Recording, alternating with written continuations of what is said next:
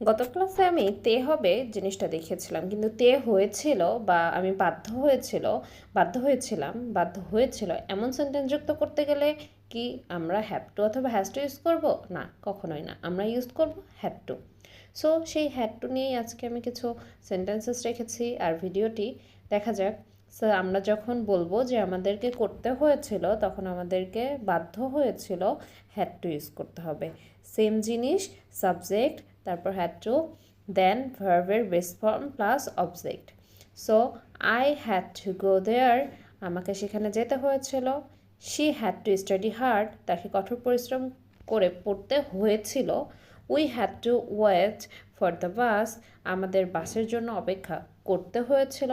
এই যে করতে হয়েছিল, যেতে হয়েছিল, খেতে হয়েছিল, বলতে হয়েছিল, পড়তে হয়েছিল, everything we can make with the had to. So এখন থেকে আশা করি এই যে তে হবে, হয়েছিল, এগুলোতে আর কোনো সমস্যা হবে না। এখন আমরা কিছু নেগেটিভ সেন্টেন্সের স্ট্রাকচার দেখব। নেগেটিভ স্ট্রাকচার করার সময় আমরা জাস্ট ডিডেন্ট ইউজ করব। কি ইউজ করব? ডিডেন্ট, বিকজ এটা কেন হ্যাড ছিল, কি ছিল? হ্যাড ছিল। আর আমরা জানি ডিডেন্ট ইউজ করার পর আমাদেরকে ভার্বের প্রেজেন্ট ফর্ম ইউজ করতে হবে, that's why have to use করতে হবে। আমরা এখানে হ্যাড টু ইউজ করতে পারবো না।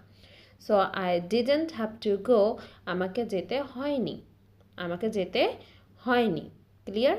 এখন আমি কিছু ইন্টারোগেটিভ কোশ্চেন দেখাবো কীভাবে আমরা ইন্টারোগেটিভ সেন্টেন্স করতে পারি।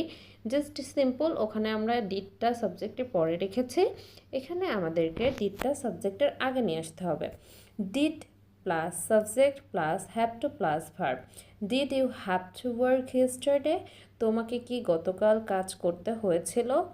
তোমাকে কি গতকাল যেতে হয়েছিল? এ ধরনের বাক্য আমরা হ্যাড টু দিয়ে ইউজ করতে পারবো।